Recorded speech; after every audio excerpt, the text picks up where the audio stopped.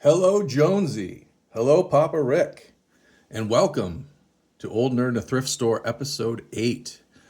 I don't know if you can consider Ollie's Bargain Mart a thrift store per se, but it is like a discount store.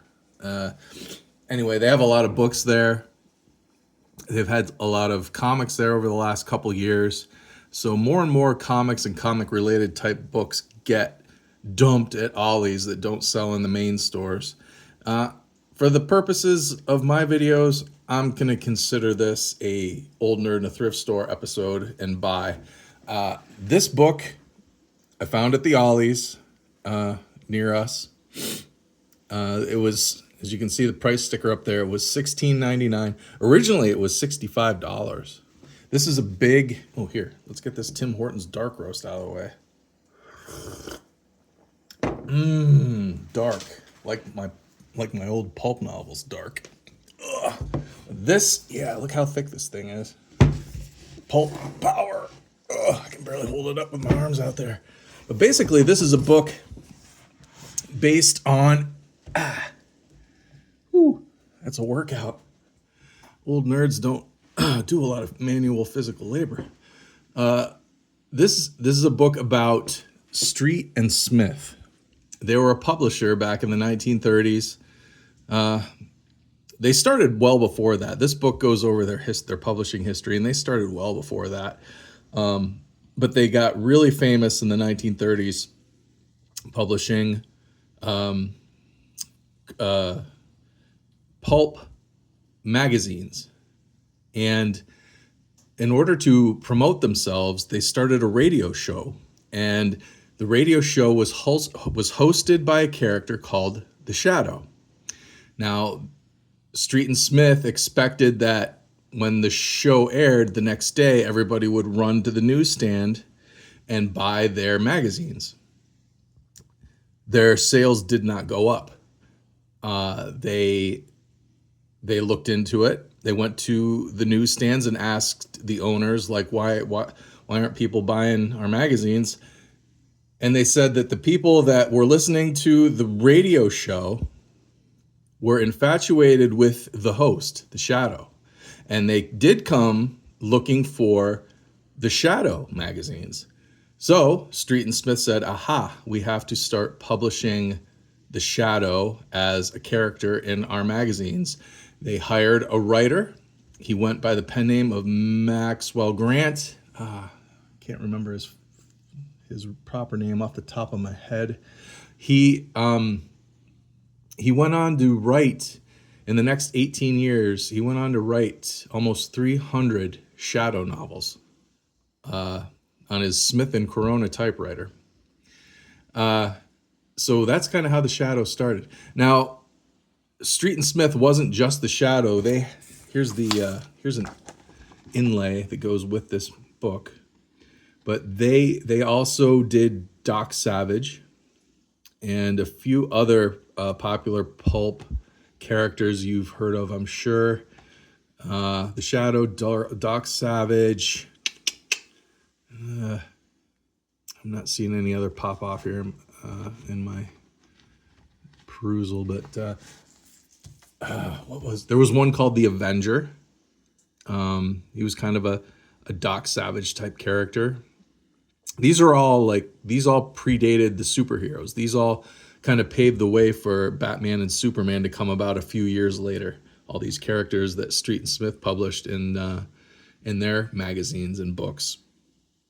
But the interesting thing about the Shadow, I listened to a YouTube video a couple years ago, and I can't remember what channel it was. All I remember is that the author of The Shadow wrote so much that he basically created a tulpa. And a tulpa is a thought projection, a focused, what is it? Is it Buddhist? The Buddhist religion that believes that if you focus your mind on something, you can actually create a thought form, bring something from your mind into the physical realm. And the townhouse in New York City where The Shadow was written. The author is said to have concentrated so hard on writing these novels that he created a thought form. And it I guess to this day, people still hang out there and watch from outside through the windows to see if a shadow, if the shadow will appear in the windows in this building where he was written 100 years ago. And I guess it still happens. Like, I don't know, a lot. It's a thing anyway. That was the interesting thing about The Shadow to me. I always had a thing for The Shadow. I've not really read it yet. I collected all the DC comics from the 70s. I think were written by Denny O'Neil. And who was the artist? The artist was really awesome. Can't remember the artist off the top of my head, but I have all those comics. Then they did some more Shadow in the 80s. Howard Chaykin did a bunch. Marvel even published one Shadow graphic novel. I have that. I think it's called Shadow 1941. Has to do with World War II. I have a bunch of the comics. I have not yet read them. So someday in the future, look for Old Nerd Reads The Shadow. I would love to read some of the old novels about The Shadow. Like I said, there's over 300 of the novels. And apparently the world's biggest selling author, James Patterson, just a couple of years ago, started writing new Shadow novels, which is cool. It's awesome that The Shadow has stayed this relevant for 100 years. People love The Shadow, and I'm one of them, and I haven't even really read any of his stories yet. The old radio shows were cool. The voice of The Shadow, I've heard it in some clips here and there. It's kind of corny, but kind of cool, creepy at the same time. Anyway, this book is just like a big, huge compendium. It's a coffee table book, and it's mostly like the cover art, which is why I was really interested in it. It's the cover art of these old pulp crime adventure story magazines. There's some text in here, like I said, that goes over kind of the history of some of the characters and some of the publishing history, and then some of these became movies, some of them were radio shows.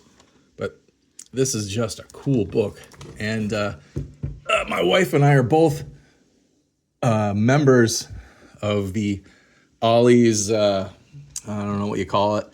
When you have your card for the store that gives you discounts and deals. I asked my wife. I said, should I wait and see if we get a percentage off sometime and then come back and buy it then? She's like, nah, I probably won't be here. I was like, yeah, you're right. So I bought it. I didn't need it, but I bought it because I like it. Very cool book. If you have an Ollie's around you, go and see if you can find one if you like this kind of stuff. I don't know how long they'll be there. Sometimes their books sit on the shelves for a year or two. Sometimes word gets around when a cool one shows up and they're gone. There was a Firefly one not long ago, and by the time I got to the Ollie's in my area, there were none left. So I don't know if it'll be the same for this. Probably not, but if you have an Ollie's in your area and you're interested in The Shadow or the pulps from the 1930s and 40s, this is a cool book. I recommend it. And with that, I'm going to sign off. Please comment down below with what you know about The Shadow or Street and Smith Publishing, pulp, and like, share, and subscribe. Thanks for watching. I'll see you next time.